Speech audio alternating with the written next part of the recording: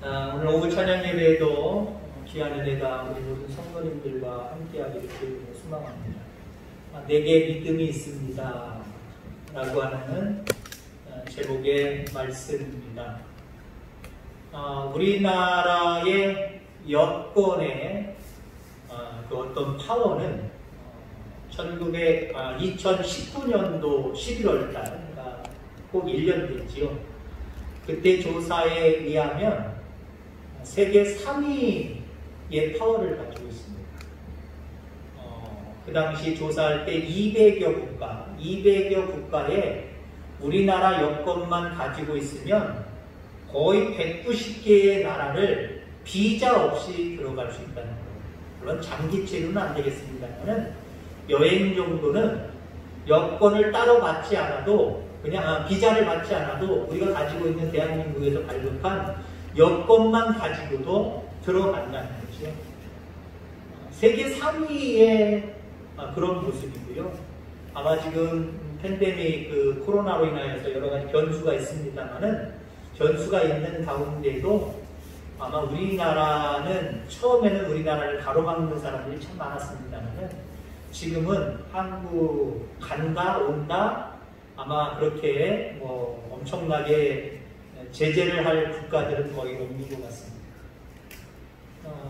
특히 우리는 그런 걸 잘 못 느끼지만 북한에서 탈북한 사람들이 이제 정식으로 우리나라 여권을 가지고 이제는 그들도 여행을 가잖아요. 볼일을 보러 여행이든지 중국을 가든지 아니면 동남아를 가든지 어디를 가든지 너무 다르다는 거예요.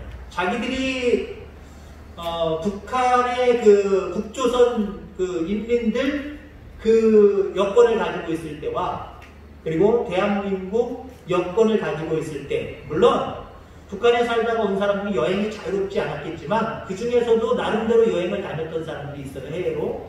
그런 사람들이 한국에 월남을 해서 여권이 생겼을 때 그 파워는 북한과 너무나도 비교가 된다는 거예요. 일단 우선적으로 시간이 달라요. 그 입국 절차가 다르다는 거예요. 우리나라는 예를 들면 쑥쑥쑥쑥 금방금방 된다고 한다면 다른 나라의 어떤 국가들의 여권은 너무나 많은 시간이 소비된다는 거죠.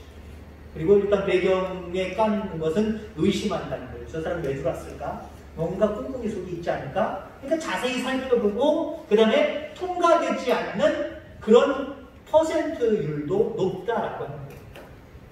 그래서 어떤 탈북민은 대한민국의 여권을 가지고 있는 것이 이렇게 행복한지는 몰랐다라고 고백을 하더라고요. 여러분 무엇을 가지고 있어야 행복하시겠습니까? 여러분 이 고백이 여러분들의 행복이 되길 바랍니다. 내게 믿음이 있습니다. 이게 여러분들의 행복의 고백이 되어야 될 수 있습니다. 모세를 하나님께서 들어 쓰실 때에 모세가 너무 말을 안 들었어요. 그도 그럴 것이 어쩌면 모세는 실패한 인생을 살았던 사람이거든요. 그리고 그 실패 인생 속에 자기를 잃어버리고 거의 40년 동안을 늙어갔던 사람입니다.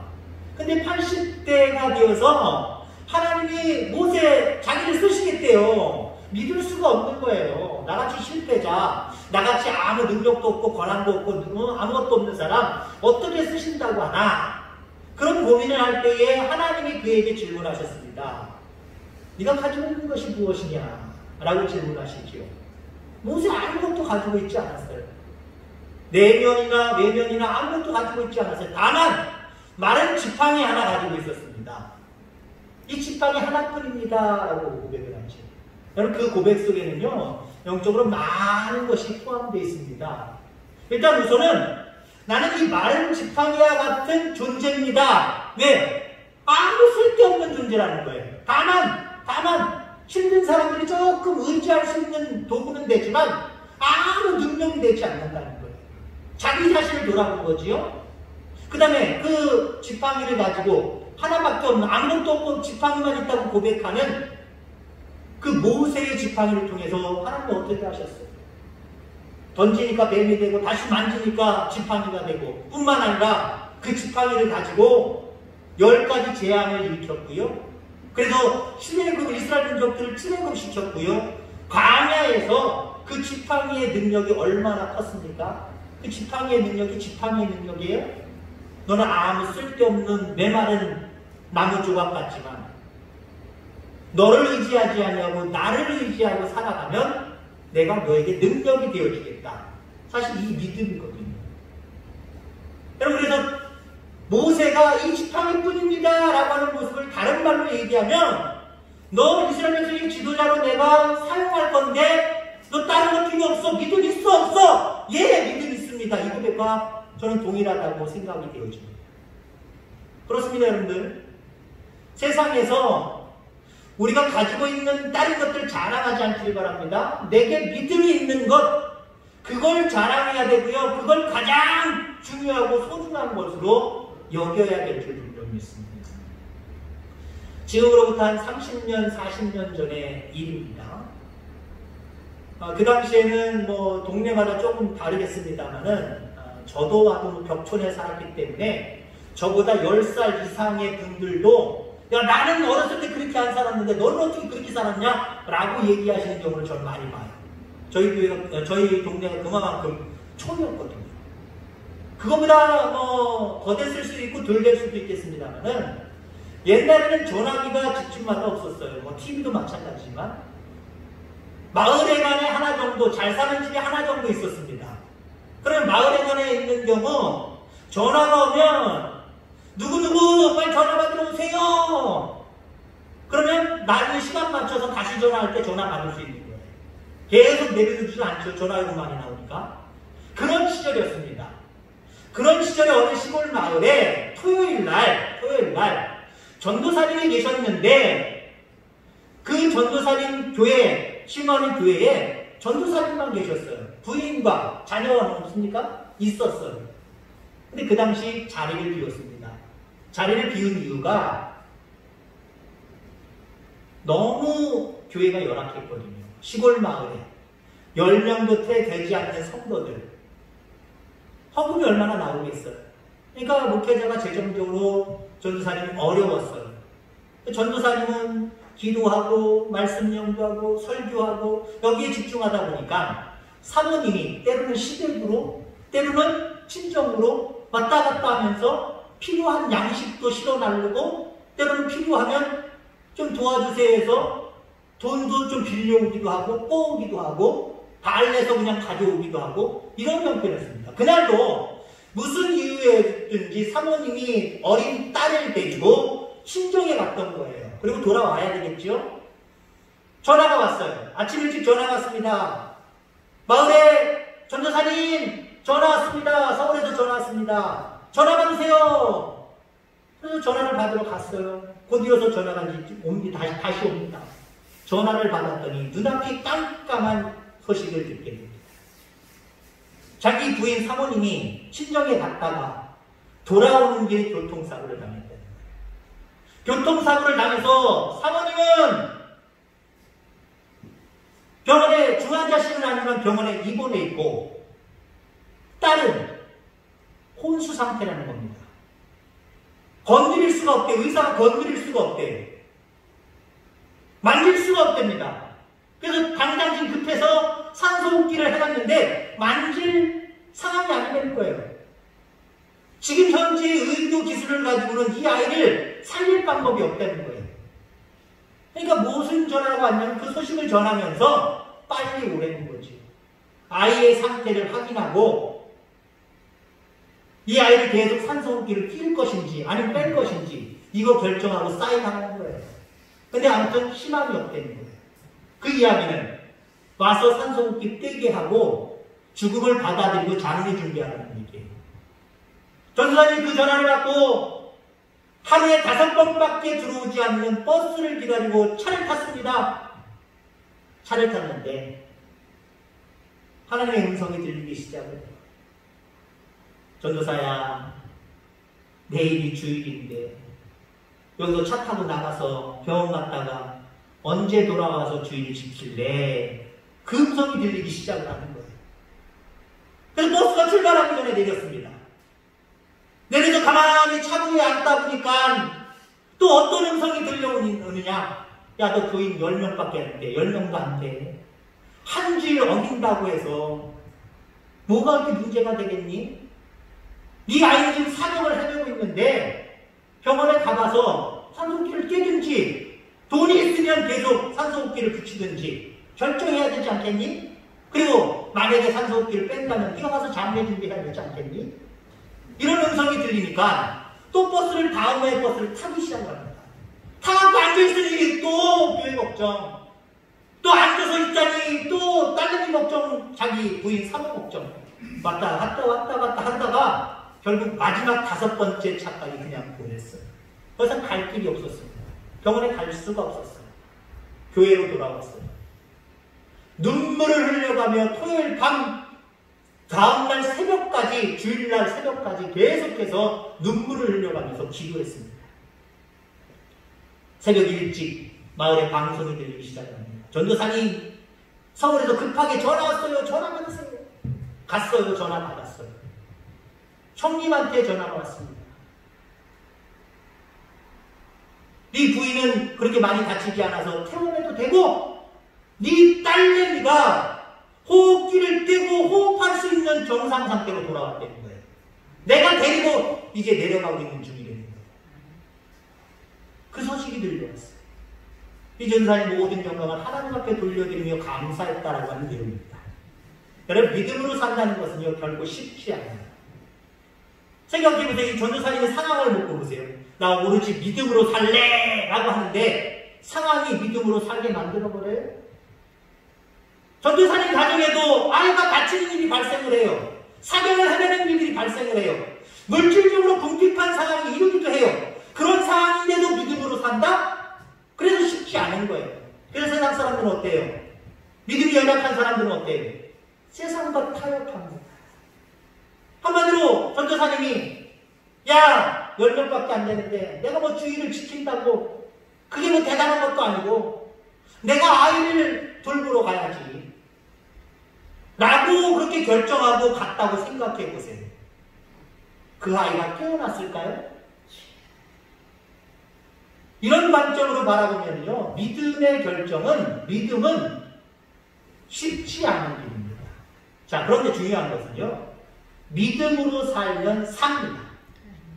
믿음으로 행하면 모든 일들이 되어집니다. 오늘 본문에 믿음의 의인들이 나와 있지요. 히브리서 11장 믿음장입니다. 믿음의 의인들이 나와 있는데 32절에서부터 보면 기드온, 바락, 삼손, 입다, 다윗, 사무엘 이런 사람들이 나오지요. 그 다음에 그 밖에 많은 사람들, 여자들까지도 나와요. 자, 이들이 뭐라고 있습니까? 믿음으로 나라들을 이기기도 하며 의를 행하기도 하며 약속을 받기도 하며 뭘로요? 믿음으로. 그 내용이 34절, 35절, 36절, 37절 여기까지 나와 있어요.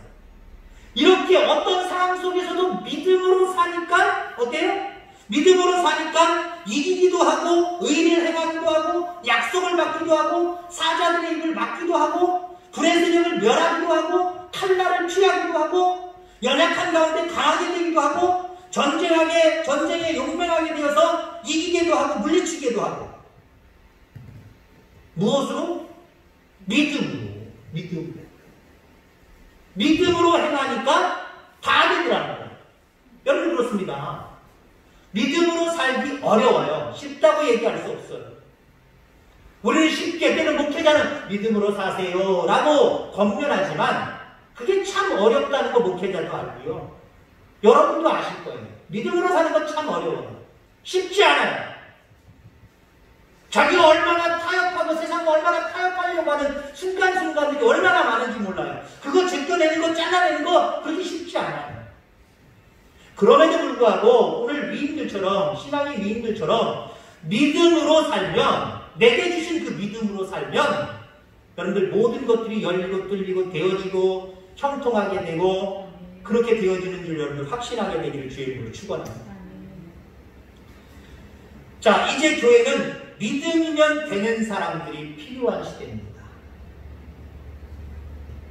너 믿음 있니? 라고 질문하실 때 예, 내게 믿음이 있습니다 라고 얘기할 수 있는, 고백할 수 있는 그런 성도를 하나님은 지금도 찾으신다는 거예요. 누가복음 18장 8절에 보면 인자가 올 때에 세상에서 믿음을 보겠느냐. 마지막 때가 되어져 갈수록 내게 믿음이 있습니다 라고 고백하는 사람들이 점점 없어진다는 거예요. 아까 우리 식사하면서 우리 원민우 집사님 사위 그리고 딸 그 사위님한테 제가 질문을 했어요. 지난주에 추수감사절이기 때문에 그분들은 우리 교회가 메인이 아니라 부산에 있는 교회가 메인 교회잖아요. 절기 지키려고 거길 다녀오셨단 말이에요. 그래서 제가 질문을 했습니다.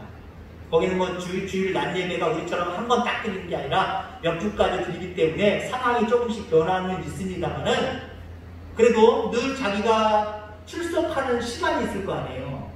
그래서 코로나 이전보다 지금 어느 정도 출석률입니까? 라고 이야기했더니 정확하게는 알 수는 없지만 한 60% 되는 것 같습니다. 40% 다 올랐어요. 코로나가 무서워서 아이고 무서워 하고 다 숨은 사람들이잖아요. 물론 코로나 무섭습니다. 안 무섭다고 얘기할 수 없어요. 코로나 안 무섭다고 얘기할 수 없어요. 야 코로나 뭐가 무서워. 야 마스크 쓰지 마라. 안 써도 돼. 그거 믿음 아니에요. 오기지요. 고집이지요. 아집이지요. 잘못된 생각이지요. 그거 믿음 아니에요. 코로나 무서워요. 저도 무섭고 여러분도 무서울 거예요. 무서운 건 무서운 거예요. 위기의식을 가지고 우리는 경계해야 돼요. 자, 근데 다 어디 갔어요?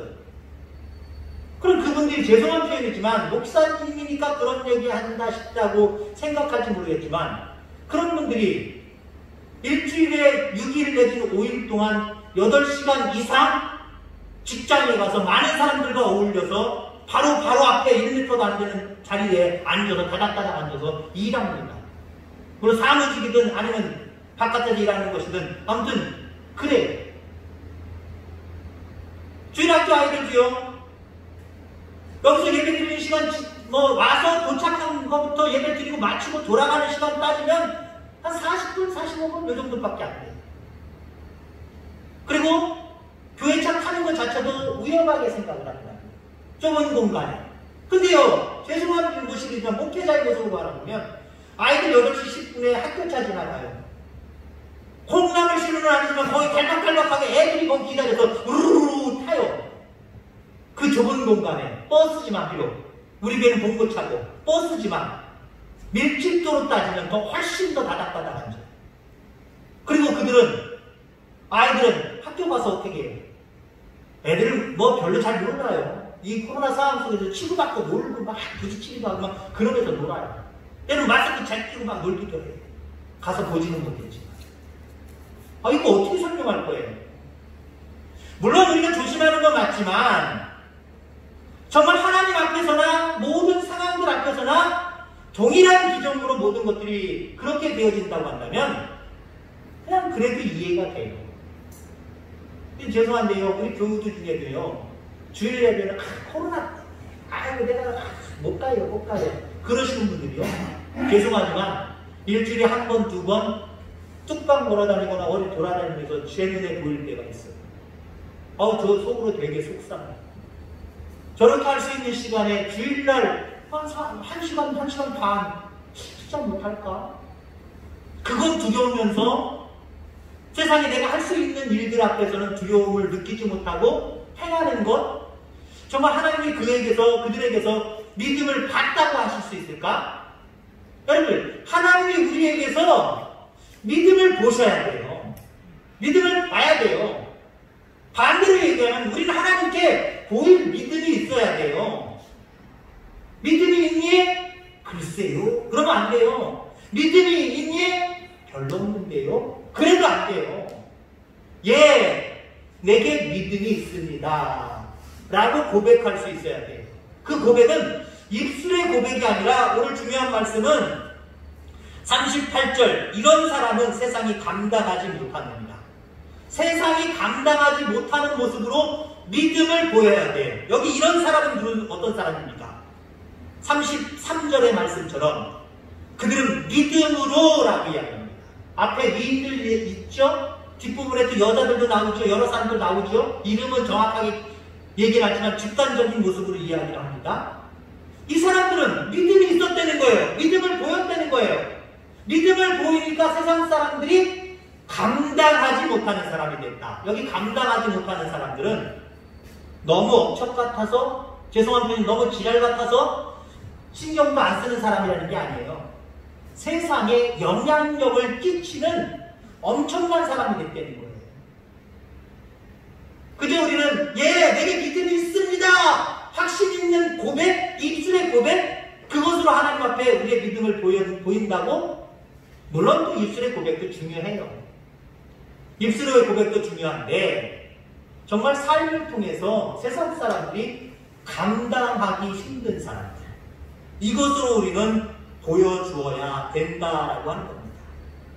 세상이 감당할 수 없는, 세상을 내 마음대로 요리하는 하나님께서 붙여주시기만 하면 누구라도 살아계신 하나님을 경험하게 하고 그를 그리스도께로 인도할 수 있는 사람, 이런 파워 있는 사람, 이런 사람이 바로 감당하지 못할 사람, 세상 사람들이 감당하지 못할 사람이에요. 성격이 나빠서 감당하지 못하는 사람, 힘이 장사라 감당하지 못하는 사람, 이런 사람이 아니라 어떤 상황에 내놔도 말씀으로 믿음으로 살아서 그 주변을 변화시킬 수 있는 사람, 이 사람이 바로 세상이 감당하지 못하는 사람입니다. 이것으로 우리는 믿음을 보여야 돼요.